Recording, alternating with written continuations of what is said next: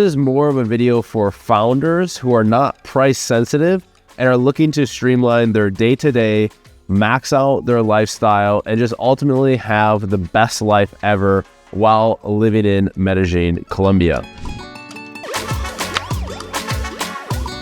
In total budget, you're going to be looking at anywhere from $4,500 to around $8,500 a month.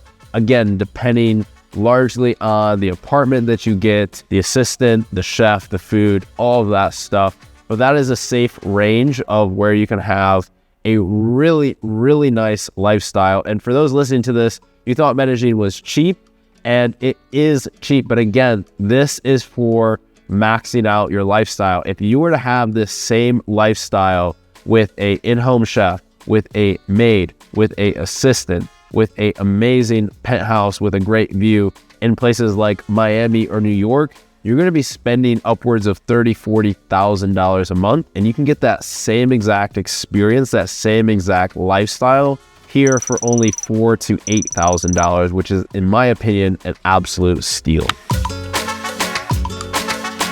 All right, so let's talk about the ultimate life hack: a local bilingual assistant here in Medellín, Colombia. Hiring an assistant in Colombia will completely organize your entire life, make everything so much easier when coming down here, especially for a first time.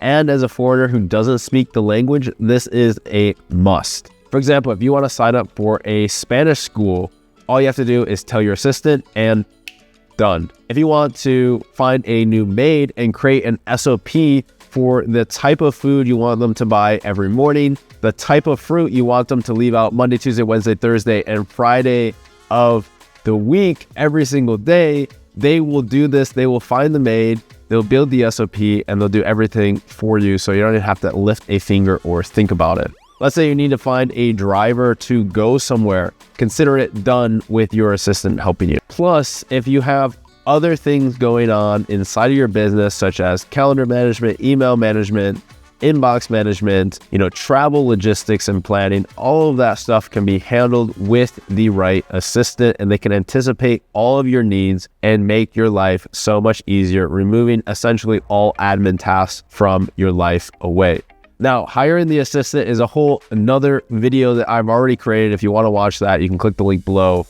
But hiring an assistant is an absolute must, but it's very important on who you pick and how you do that. And also how much you pay them is also very, very important. Here's what's awesome about Medellín is everything can come directly to you. When I say everything, I literally mean everything. If you want a massage, if you want physical therapists, if you want a doctor, if you want to learn Spanish and a Spanish teacher, if you want to learn salsa or bachata, you can have a dance instructor come to you. If you need a haircut, your barber can come to you.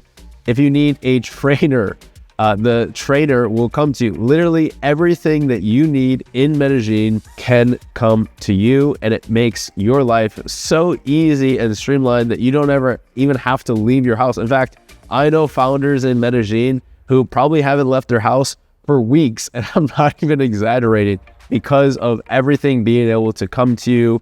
You really don't have to leave. Now, if you want to find these types of service providers that have been vetted that can come to you, I've put together a vetted service provider list for founders, completely free. You can download it, and it has every single service provider that you can find here in Medellín, Colombia that we've personally vetted. You can click the link below to download.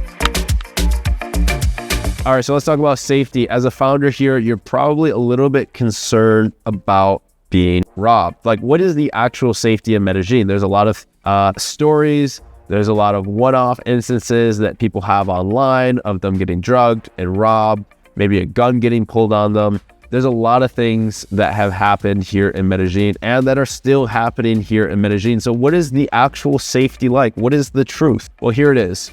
I've been living in Medellín for over 3 years. I run a community of over 100 7, 8, and 9-figure founders in Medellín, Colombia.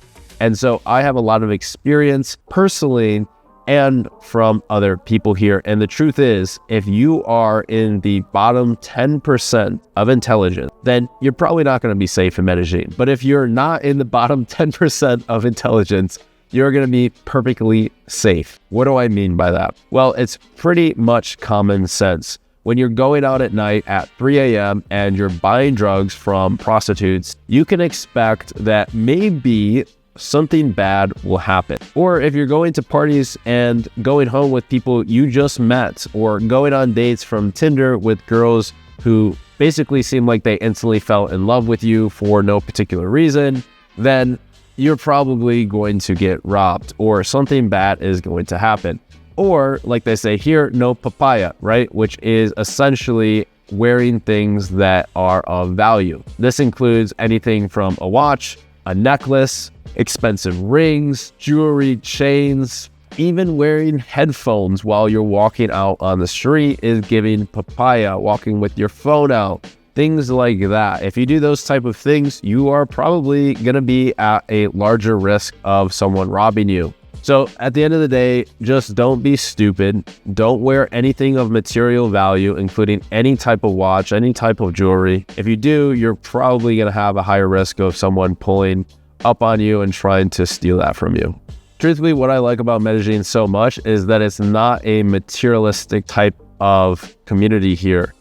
There are people who are obviously into material things, but you really can't get away with it just like you could in places like Miami, because if you were to wear Rolexes and were to drive all of these expensive fancy cars and things, you're going to draw a lot of attention to you, especially as a foreigner. And so a lot of the people here that can afford those type of things choose not to wear those type of things or bring those type of things to Medellín. In fact, I just had a conversation with someone who was interested in joining our community here, the Entrepreneur's House, and he was telling me that he was considering buying another Rolex. Now, this was someone who lives half the year in Miami and the other half of the year in Medellín, Colombia. And he said that ultimately he decided he would rather invest that same money that he was going to buy a Rolex with into joining our mastermind. And I told him that is such a better decision because, in fact, if you do buy a Rolex, you're not going to be able to wear it here. And so as long as you're conscious of these simple principles and you're not acting like an idiot here, you're going to be completely safe.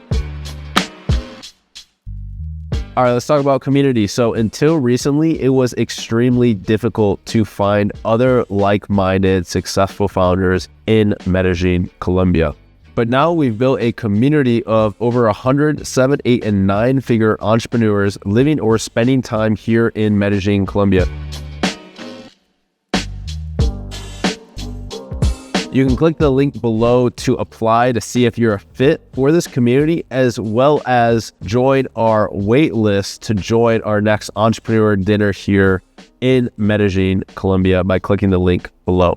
Outside of the Entrepreneur's House community, there are also a few other expat communities that I recommend.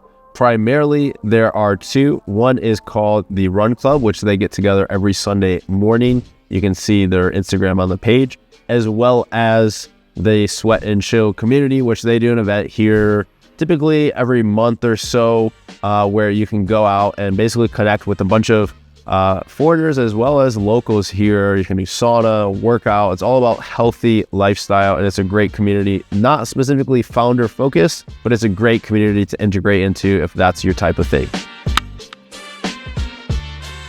All right, food quality. So living in Colombia, in Medellín specifically, the food quality is dramatically better than it would be in America or the United States of America. I know people who literally just have moved here and without changing or trying to change their diet or trying to change their lifestyle or trying to lose weight or anything, they started losing weight and they started to become healthier just by moving here. And that is a testament of the food quality and just the overall lifestyle experience being much more healthier in Colombia.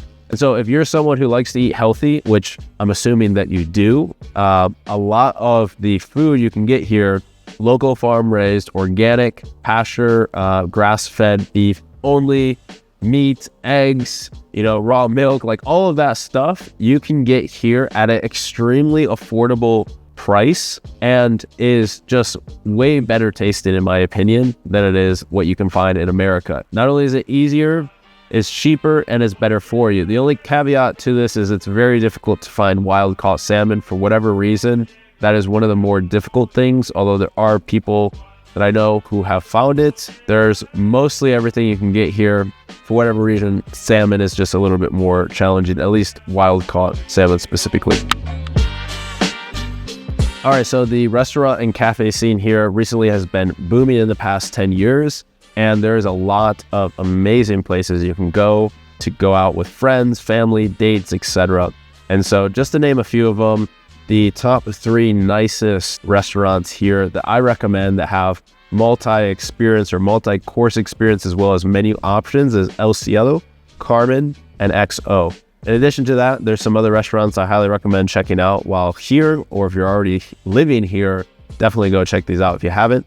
Alambique, O&I, which is a sushi place, Rialto, which is another great restaurant, Panca, OCI, and La Provincia. Now, all of these places are in and around El Poblado area just because that's where I live. But again, if you want to find the top 100 restaurants and other service providers in Medellin, you can download our free service provider list for founders in the link below. Also in cafes, there's so many cafes. I'm not even going to share all of them, but one of my favorites is Pergamino, and they have locations all over Medellin. Highly recommend going there. All right, so let's talk about the gym scene here. Now, unfortunately, in Medellín, Colombia, there just isn't a single gym that is nice. Unfortunately, for whatever reason, there hasn't been to this date. We're talking end of 2025. I'm hopeful that there are going to be nicer gyms coming to Medellín. In fact, I even know people inside of our community who were asking to raise money and were looking to start a gym. Not really sure how serious they are about it, but there is a huge opportunity to providing a nice gym here. A gym that actually has a good amount of space that isn't crowded, that has nice equipment, that has nice locker rooms and showers that you can actually shower in comfortably, that has cold plunge, sauna, all of the different amenities that nice gyms have in the United States. There's not a single one in Medellín, Colombia that even comes close yet. So unfortunately, right now, we have to go to basically mediocre gyms. I go to SmartFit, and there's another gym called Athletic. They're all decent gyms, but they're a bit crowded, and I think both of them only have like 1 or 2 squat racks, which is too bad. Don't really know why this is the case, but I do know that in the future, this will change because there is a huge demand. So if you're watching this and you're an entrepreneur and you want to start a business, this is one that you could start that would do very well in Medellín. All right, so you're coming here as a foreigner and you don't speak the language. So let's talk about the struggle of English, Spanish languages. So I myself, I'm obviously not from here. I still don't speak Spanish. This is actually embarrassing to admit. I've been here 3 years and my Spanish is still not to the level that I would really want it to be after spending this amount of time here. But the truth is, having a community like the Entrepreneur's House of other foreigners, expats that speak English here, and having a full-time bilingual executive personal assistant, you really don't need to speak Spanish. Now, obviously, speaking Spanish is going to enhance your experience, enhance your ability to connect with the culture, and just overall Colombia, Medellin. I do recommend learning Spanish, but you don't necessarily need to. And especially in areas like El Poblado and Laureles, there is a number of people who are bilingual as well. Although most of the country and city does only speak Spanish, there are some people that speak English as well. So you can get by with some broken Spanglish, as they call it. You don't have to be afraid of not speaking Spanish, because I don't speak Spanish and I've been here for 3 years and I'm doing pretty well and living a pretty awesome life. So that is my take on the English Spanish thing, although you definitely should learn the language. And I myself am going to be practicing and studying much more in these upcoming months. Dating. All right, let's be honest, boys. We all have heard the rumors, and they are true. The women here are absolutely gorgeous, beautiful, and just overall amazing in the sense that they're so much more feminine than what you would find women in the United States and other first world countries. So it is a great place to go dating, but there are going to be some things you want to be aware about. Now, first of all, coming in here as a foreigner, there is a stereotype that women here will kind of see you almost as like a dollar sign, especially if you're a founder, you're very successful, and you like to talk about how much money you make, which is a terrible idea. Do not recommend doing that. But you can be seen and really taken advantage of as someone who could just really be someone that is providing, right? And so you have to be aware of this. And more than that, there is something called scopamine. In my last video that I made, there was a number of comments of people saying scopamine trap and different things about the scopamine. So for those who know, I apologize for going over this again, but for those who don't know, you need to know this. There's a drug here called scopamine, and what that is basically a drug that if you ingest or inhale in some sort of way, you basically become underneath a hypnotic state where you're basically going to willingly do almost anything that someone asks you, right? So if someone says, hey, can you send me all the money you have in your bank account, transfer it, or give me your passcode or whatever it is, you will willingly do this without actually knowing that you're doing it because you're essentially unconscious. So it's a very dangerous drug that's used by thieves here and usually organized by different, like you could say gangs of people who are organized crime that will then send women out to find men to basically seduce them so that they can then get them to inhale this drink and rob them. So I'm sharing all this not to scare you. I'm sharing this to help you become aware that this does exist. You just have to be smart when you're going on dates to be aware that this is a thing. You want to check people's social media. You want to really follow your gut is the biggest thing for anyone that has had this happen to them. There's typically almost always a gut feeling where something seems off, something seems wrong. This is too easy, whatever it may be. If you have that feeling, you definitely want to listen to it. And you also want to be cautious when it comes to dating down here. Now, with that being said, there are a lot of women down here who are not trying to take advantage of you, that are really just wonderful humans and wonderful women that can be great partners. And I know a lot of my friends and a lot of people in the community have found their lifelong partners, have gotten married here, have even had kids here. And so there is a lot of that also happening, but you just have to look for it and avoid the opposite, which is essentially the girls who are looking to take advantage of you. All right, so customer service. Let's talk about the experience here coming from America and living in Colombia.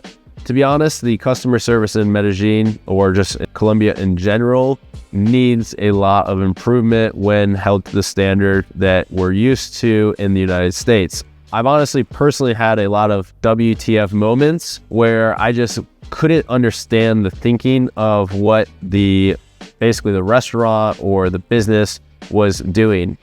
For one example, there is a restaurant or cafe here that I went to, and we were doing a very small, intimate mastermind, and we decided at the end to go and have some lunch or dinner. And we basically made a reservation for 10 people, but we actually ended up having 11 people. And so we went to the restaurant, and it was actually almost empty at the time. I believe it was lunch. And we went to sit down at the table, and the table had 10 chairs, of course. And so what we did is we just grabbed another chair from an empty table nearby of the many empty tables and pulled it up and, sat down. And, the waiter or the staff came up and said, you can't do that. You like our maximum capacity per table is 10. We can't have 11. I said, oh, no, it's fine.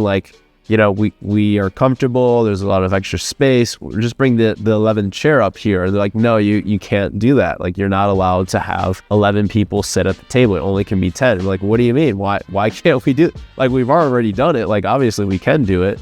But they were being very stubborn. We asked for a manager. They're like, I am the manager. I'm like, okay, well, this is going nowhere. And they basically would not let us sit down with 11 people, given that it was an empty restaurant, given that we were there willing to pay and we had a reservation. It just absolutely blew my mind that they couldn't let us sit there with 11 people. And so we ended up leaving. But I have dozens of stories like that of just crazy, just doesn't make any sense customer experience stories. So unfortunately, the people here are very, very, very nice, but they don't really have a firm understanding of customer first mentality and customer experience. A lot of these places don't really know what that means or don't train their employees on how to deliver that type of experience. So you have to have a lot of patience here. Also note that going to restaurants can be very slow when it comes to sitting down. Usually sometimes we'll sit down and it will take minutes even for someone to come up to me and get me a menu or a water, just small things that we're not used to. But you just have to adapt to the slower pace here in Colombia.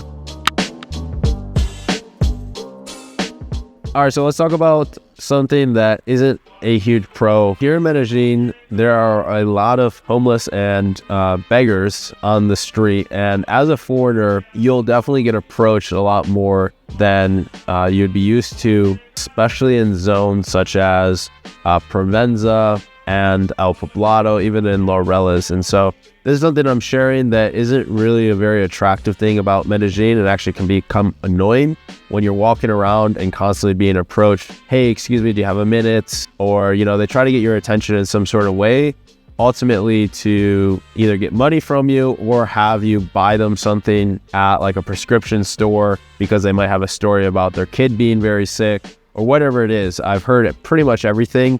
And the thing to know about this is mostly concentrated in those hot zones like El Poblado and Provenza. And really the thing to do if someone's trying to sell you something or get money from you is just to give them the thumbs up. And that is a universal sign here, basically saying that no thanks, I'm good, and just to keep walking and not to engage unless you want to, right? Of course, if you want to, then you're more than welcome to, but it is something just to be aware of coming down here. For these past two topics with the customer service and the beggars and homeless here in Medellin, these are two of probably the bigger downsides that I've experienced here. Given all of the pros, which I believe the pros outweigh the cons significantly, but for some people, it's a deal breaker. In fact, I know a founder here, it's a tech founder, very successful, sold a tech company previously, is now scaling a new one. In fact, the tech company he sold was the technology you see inside of McDonald's drive-through screens. Anyways, he came down here and he's been living here, but recently left because he couldn't stand the customer service experience as well as just the homeless on the street and different things. He wanted a more first world, first class environment that he was around. And so he ended up leaving Medellín Colombia. Now, for me, I'm not someone who really gets bothered by those type of things. I've adapted quite a bit, and the pros for me outweigh the cons significantly. And so that's my perspective. But for some people, they have other opinions. And for this person in particular, he decided to leave because of those things. All right, so let's talk about things to do. There's a lot of things that you can do. What I love about Medellin is that it's a real city. There's a few million people in the city, yet you feel like it's not that big because it's spread out. And also there's nature integrated pretty much everywhere in the city, which makes it an amazing place to live and have that balance of city life and nature life. But some of the things that you can do here is dance, of course, being a big dance culture from bachata to salsa, as well as going on bike trips. Colombia is a huge biking culture with the elevation in the hills. They also have a lot of bike paths throughout the city, which makes it really nice for getting around, navigating on your bike. Also, one of my favorite things about Colombia that I think is important to share here is that the mall scene is absolutely popping here. If you go to a mall, it's just a huge popular place where people go, and it's almost always busy. And you compare that to the United States, where it seems like the malls are basically dying. Here, the malls are thriving, and they have shops, they have a lot of people, they may even have activities. There's a great mall here called Santa Fe where they have a huge centerpiece that they change out seems like every month, where they have some sort of new decoration or activity or whatever it may be happening inside. It's just a great place to go, hang out, walk around, and talk with friends. All right, so the last thing that I wanted to add into this video to really conclude is that the music, the loudness, and the chaos. So there is a lot of chaos here compared to the United States. And when I say chaos, I just mean things that are just not as organized, let's say, such as the traffic, right? Driving, there's a lot of crazy drivers here. There's a lot of people who are running red lights, who are swerving outside of lanes. There's also, when it comes to noise and music, it seems like if you were to take the normal or average sound that they play music at in restaurants and turn it up 50 to 100%, they basically like a lot of loud music. If you go to restaurants, if you go out, especially at night, music playing, holidays, of course, people play music, a lot of music on holidays. And there's also a lot more honking here, where honking is actually used more of almost like communication, versus in the United States, no one really honks ever unless there's about to be an accident or something serious happen. Here, it's more common just to be like, hey, you can pass me type of thing.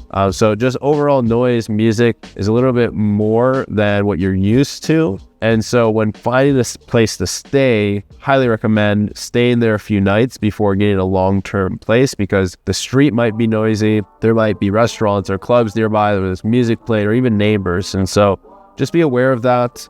And something about all of that and the chaos, I actually find a little bit of a charm. I almost enjoy. And that's just me personally. Obviously, there's downsides too when you're trying to sleep and there's a lot of music happening. But that's also about where you end up staying for, long term. So that is the entire video guide on what it's actually like living here as an entrepreneur in Medellín, Colombia. I hope you enjoyed this video, and I hope that you found something useful from this.